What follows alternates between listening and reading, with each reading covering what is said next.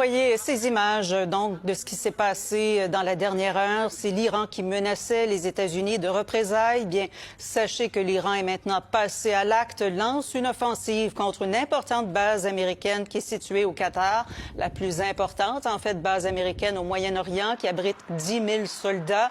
On a aperçu ces missiles dans le ciel de Doha. Ça a été aussitôt condamné par les autorités du Qatar. Il n'y aurait à ce moment-ci aucun mort.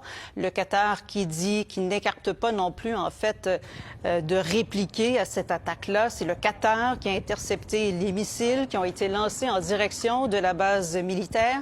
Il y aurait une autre attaque aussi sur une base en Irak, mais les informations sont très sommaires par rapport à cette deuxième attaque. Selon le New York Times, l'Iran aurait avisé les États-Unis de ses intentions pour minimiser les dégâts, pour minimiser l'impact sur les vies humaines. L'Iran affirme que cette attaque-là, c'est une attaque dévastatrice, que c'est une attaque puissante, qu'elle a utilisé le même nombre de bombes qui ont été utilisées par les États-Unis lorsqu'ils s'en sont pris à des facilités nucléaires iraniennes.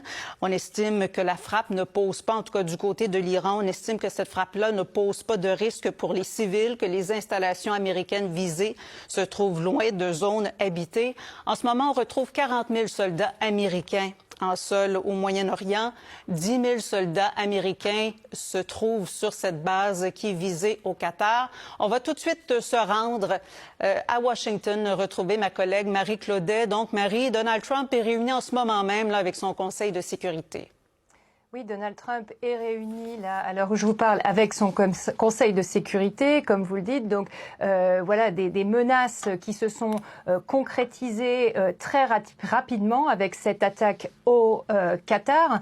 C'était le genre d'attaque que les États-Unis prévoyaient ou qui était en tout cas dans leur radar. Et c'est sûr qu'elles font partie des discussions au Conseil de sécurité cet après-midi. L'Iran, comme vous le disiez, a lancé 10 missiles sur le Qatar, un en Irak. Les Qataris auraient intercepté ces missiles. Il n'y aurait pas de morts ou de blessés pour l'instant. Donc une attaque symbolique, mais très perturbante pour l'instant.